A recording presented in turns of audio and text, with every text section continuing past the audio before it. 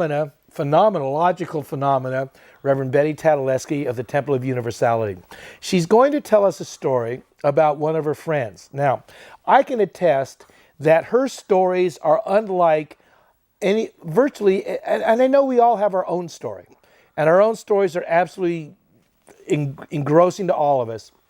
But Betty's stories have taken her into a world that is going to be all of our worlds someday.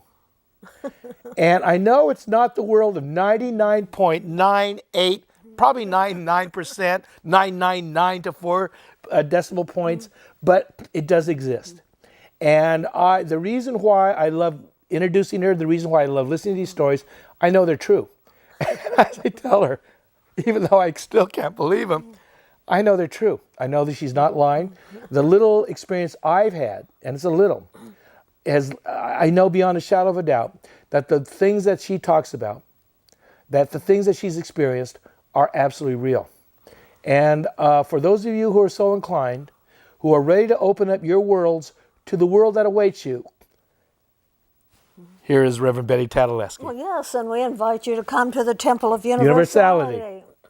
You know, and we just want to introduce you to your own people, we call them, to your own band. Remember, beloved friends, no one comes into life alone.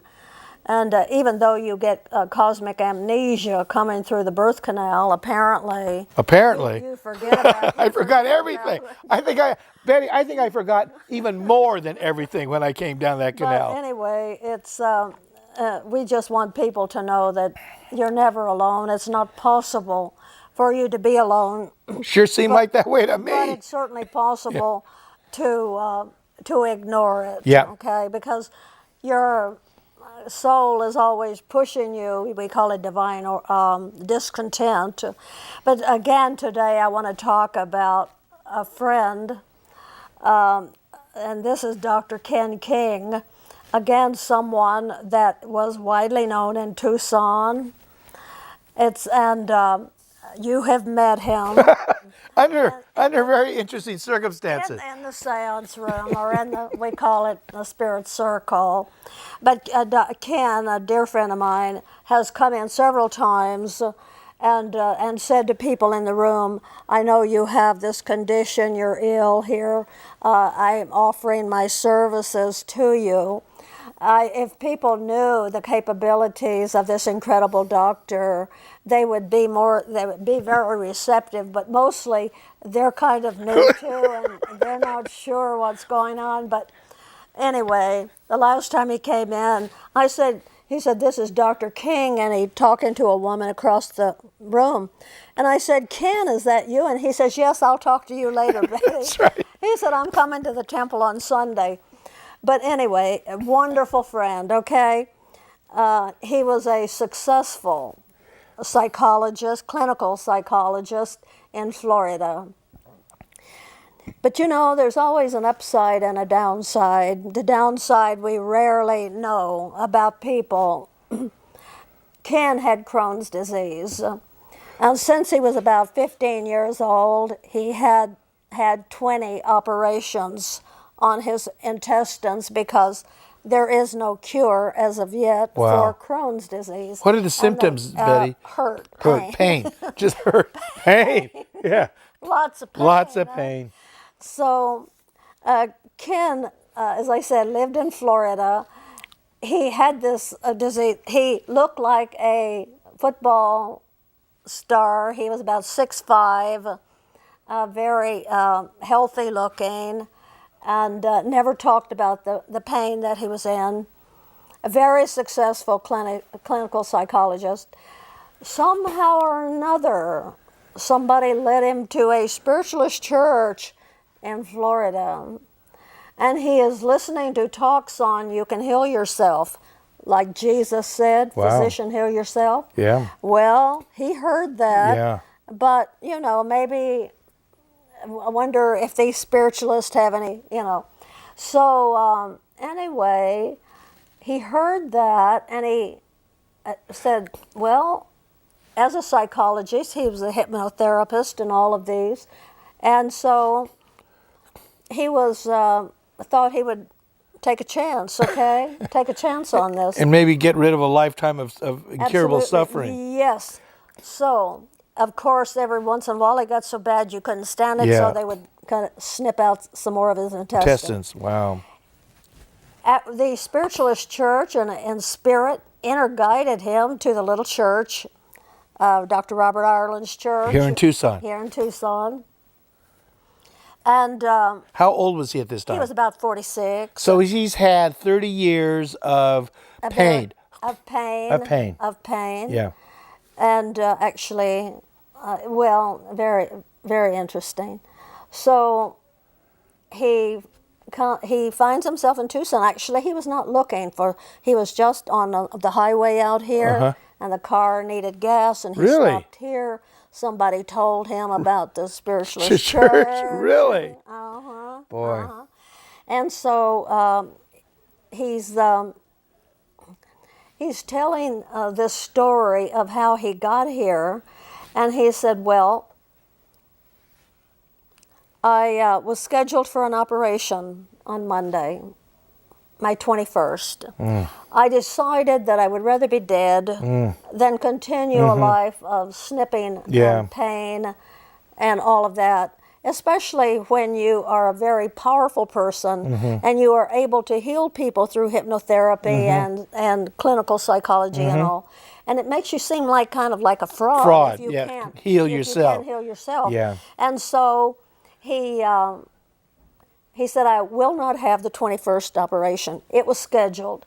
So what he did, he went in on Friday and he took with him a mirror and some kind of an apparatus that they use for, what do you call, well, you know, you're a guy. I don't know these operations they do. But anyway, it was an operation of looking into the intestines, you know. Now, Betty. I don't know those. Okay, now, here he is, Dr. King. He has decided not to have another Ken King. Decided, we'll just call him Ken now. We're sort of familiar with him. Right, yes, okay? yes. So here's Ken. He's had a life of pain. He's told he's going to have to do another operation his 21st, and he said, I'm not going to do it. But he checks in as if he were. Oh, so he checks goes to in the the hospital. hospital. Oh. Now, why does he do this? Why does he? Because he has heard about the power of the mind. He's been teaching the power of the Okay. mind. He just didn't Believe it, you yeah. know. But the spiritualist told him it's true. Okay. The power of the mind. As when Jesus said, physician, heal yourself, what was he using, okay? Okay. If he can use the power of the mind, I'm going to try it. Okay. I've got nothing to lose except my pain. So he goes, checks into the hospital. He's got a mirror. He's got these surgical tools. And by himself, He inserts it. He lies there in the bed. He's He heard has no voice telling him what to do. Everything is. He's doing this door cold? Is locked. Okay. His door is locked from Okay. the inside. Side, okay. He says to the staff, "No, Nobody gets in, yeah. Nobody until Monday morning. I'm scheduled for it on Monday." He didn't tell him he wasn't going to have the operation. Yeah. But he needed that environment. I Okay. mean, what if something went wrong? Sure. You know. So Oh, anyway, the door's locked. right. Well, anyway, he goes in, Yeah. and he, through the power of the mind and looking at this apparatus he has inside himself, and the mirror, and he lay there for hours and hours and hours. With his mind, he cut his intestine, and he sewed it up. Okay. Okay. He did it. All right. Okay. So when he finished it, a voice said to him, in his ear, Yeah. I'm Dr. So-and-so. This is my twin brother that I'm working with, and we just helped you with your operation. Yeah. And the other one said, yes, and I'm Dr. So-and-so. Yeah. So Ken says, well, I had cured myself and lost my career. I'd lost my mind. Yeah. My body is healed and I've lost my mind. Yeah, because I must be crazy. I'm hearing voices. It would have been all right if he was just cured, Yeah. but now he's hearing voices. That's right. And they're telling him exactly they Yeah. said, we're the ones that helped you, Yeah. that did the operation. Yeah. Okay? So he's stunned by this. I mean, how is he going to continue his career? Because he has told people that if you hear voices, You're crazy. You're crazy. Yeah. And he has given them Thorazine and all Yeah. these things, you know, to not hear voices. So he is very perplexed. Okay. So they come in Monday morning. They take him down there. There's no need for an operation. He doesn't tell them what he's done. Okay. But he's healed. Before he leaves the hospital, he's checking out, and he gets a phone call from one of his physician friends over at another hospital who says to him, Ken, you have to get over here. You have to get over here. I have a patient that is screaming the hospital down. I have given him all the morphine and everything I can, and he won't shut his mouth. And when you walk in the door, you can hear him screaming. I did the operation, and it's leaking. Again, one on the intestine, okay? It's leaking. So he says, you have to come. Ken says, well, I don't know what to do with him, you know. He says, well, you're a professional psychologist, aren't you? Well, come and talk him out of it, you know. So His doctor friend was desperate. Ken leaves the hospital. Okay. He goes to the other hospital. He can hear the man as he walks in. He's screaming, so he follows the scream to the room. Man is lying up there in the room, in the bed, and he says, all I can see are his tonsils, because he's got his mouth wide open and he is screaming and he won't shut up. He said, so I didn't know what to do with him. He said, so I stood there with my white clipboard. Yeah. Now, I said, you put your watch on it. Well, of course, you know, up here, Yeah. because time is money. Yeah. All right. You know, Yeah, I mean, he wasn't that far out Yeah, of that's it. right. You know? He was billing. He was Whatever billing. else he was doing, he was starting to billing. bill. So I said, I know your watch was, well, of Yeah. course. Yeah. So he says, I didn't have a clue what to do for this Yeah. man. Yeah. And he said, so I just stood there and I watched him. And he said, there was a chair, so I went and sat down.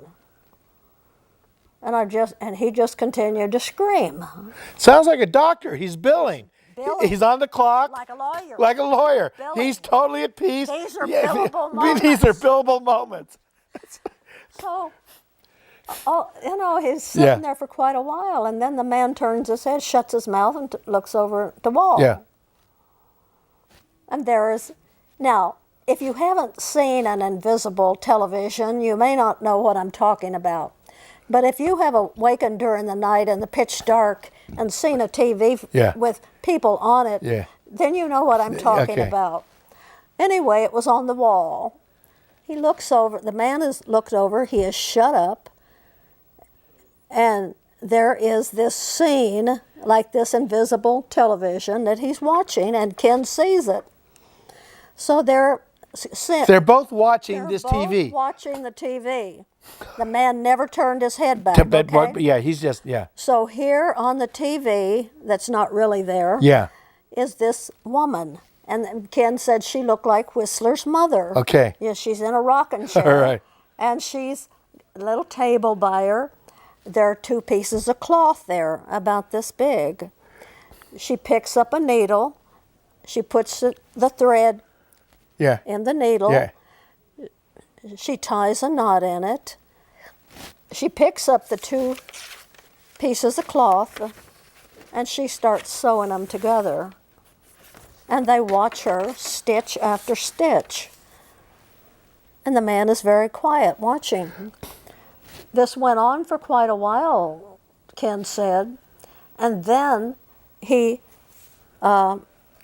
picks the cloths up, they're sewn together. She wraps the thread around the needle like a lot of professional women know how to do, and runs it through there, and then she puts it on her teeth and bites it. off. When she bit it, this man uttered one loud scream because he had been hypnotized watching her, okay? He let out one scream, Ken is sitting back, he said, I'm sitting back like this. The man is now conscious. He is not screaming. So I said to him, well, what did she do? And the man said, well, she sewed me up, of course. The man was cured. The man was cured. So Now, there's Ken King. Dr. Ken Dr. King. King recently come through a thing which he's hearing voices. He's gone to a within spiritual 24 hours. Yes, gone to a spiritualist church in Tucson, made this decision never to have another operation, goes back, sews himself up, and hears voices, and then walks in and is a party to this. Yes. Okay? Now, and then he has done this. That's where he's come Okay, from. sure. Because, like he says, I've healed myself, Yeah. and I've Watch somebody else. and Yeah. and I Yeah. I don't have a profession Yeah. anymore, because with professional ethics, how could I teach? How could I do the things I've Yeah. done when all of it was unnecessary Yeah, yeah. and not real? Yeah, With the drugging people Sure. down for hearing voices Yeah. and things, and here I've got them now. What happened is these two doctors told him, now you have healed yourself, now you can heal others, because a spirit can heal. Yes. And you just tell them that, to work with spirit doctors. Well, that was going to take some getting used to, because Ken was not only this professional, but he was also a Taurus. They don't change A their Taurus, minds okay. very this easily. is the way it is, and how am I going to change this thing, But they told him, they said, no, This was Ken's Damascus moment. that was his, yes, it was. Yes, it was. And like you say, he fell off the horse, picked himself up, and was unemployed. Yeah, that's right. I can't go back to telling people all this clinical stuff, when it's true. it's so totally Untrue. untrue Yeah. and not effective. It's like if Paul had gone back to persecuting Christians Yes, on yeah. Friday before he made up his mind. He couldn't Absolutely. do it. Absolutely. He just couldn't do it. Absolutely. He was out of the question. So we owe him a Yeah, lot. yeah. But so Ken said, well, he didn't know how that was going to work, but they also told him, these twin brothers, these physicians in spirit, Yeah. said to him, you won't be able to heal many, because most people don't want to be healed. Wow. Most people with severe illnesses do not want to be healed. They said, a lot of people, it's very normal for us to take on diseases for the attention. You understand? Wow. For the attention. Now, we don't know That's why that it's happening. we're doing it. Yeah. But I was at his house one day, and he said, I have an appointment in a little bit, but I won't be gone long, I'm sure. He said, I said, I can leave. No, don't. He says, because I tell people, do not bring your history, your medical Sure. history. Do not bring your medical history, okay? And he said, but they all do. They carry it around like it's a golden treasure. That's what Bruno Gruning said in Yeah, healing. they He carry it cared around. little about what the condition was. Spiritual healing has nothing to do with a specific condition. No. And Boy. so he said, I find very few people want to be healed. Really? And he said, a man came to me the other day and just begging me, they're all the family is heartbroken because Mama's got cancer, and very severe. And you've just got to see her, because I hear that you can heal people. Yeah. And he said, I said, tell her, do not bring her medical history, okay?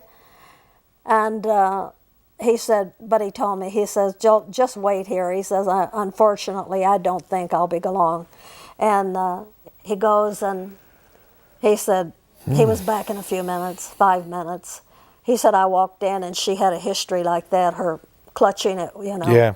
And he says, I could tell by looking at her, you know, she's got a lot of children, Yeah. grandchildren and Yeah. all, who have basically pretty well taken her for granted and ignored her for years. Yeah. Of course they love Grandma. Yeah. Leave her in a corner. Yeah, over yeah, there. yeah. Well, now... What's not to love? What's not to love? But now, you know, they're taking turns. They have a schedule. This one Yeah. takes Grandma, you know, to the Yeah. hospital. This one takes Grandma. And she knows it's obligation. But Yeah. they're doing it. They're doing it. She's been invisible for so Yeah. many years. You know, she's been cooking. She goes and Yeah. sits at the end of the table. Yeah. You know, and totally ignored Yeah. by older, younger, all Yeah. the kids. Yeah. You know, they An might invisible give her a life. check on the, Yeah. a kiss on the cheek. but Yeah. she's invisible. Yeah. And he said she was very proud of that. And he said, I knew that she was not willing to give up Wow. that affection that she was being Shown finally. To- Yeah, the care. Yeah. to heal, Yeah. get healed Wow. of cancer. And he said that's so true about so many lot of people. They have invested so much into it. A lot of people, because of the money they have invested Yeah. in their illness, Yeah. to have it abruptly healed, you know, they cannot do that. So, Betty, maybe in this era of astronomical health care costs and the inability to afford it, we're going to find more people turning to spiritual healing. well, you know, it's so amazing to me that few people do when the great master that people quote all the time Yeah, told said, it. physician, heal Heal yourself. And then Mary Baker Eddy, who was so crippled for so long and in such pain she couldn't walk, and then she heard of, what's that, our Phineas Quimby, who was thought to be weird and half cracked because of his mesmerism, which we call hypnotherapy and all of that. And he was had a lot of success healing people through this work of Hypnosis, huh? Antoine Mesmer. Mesmer, yeah. And and so he's doing it. It works, but he's using metaphysical, magical truth from the Bible, as a man thinks it is. So he's getting them to change, and he's using the Bible to do it. I have a book by Quimby, and actually they carried her in there. She was, she had been bedridden for quite a while, and she stayed at his house for a long time and learning biblical truth. And I'm sure him working with spirit doctors, she was healed. Wow. And became, the founder Christian Science, of Christian wasn't it? Science. Yeah. And which is so very incredible. It's unfortunate, I think, but who knows, that she never gave Quimby any credit for it. But she studied with him and stayed on site there for a long time, but I know she studied with him and took notes. That was the good part. She took notes. And we do have Christian Science all around the world, and incredible religion and truth it is. But that's how it happened, because of this man who had an open mind and wasn't so interested in writing as he was healing people. And so that's how that beautiful church started. There are, it is amazing how we pick and choose our truth, isn't it? Reverend Betty Tatalajski, 11 o'clock, Temple of Universality, every Sunday at the corner of Prince and Country Club. This is priceless. And it's free. Thank you.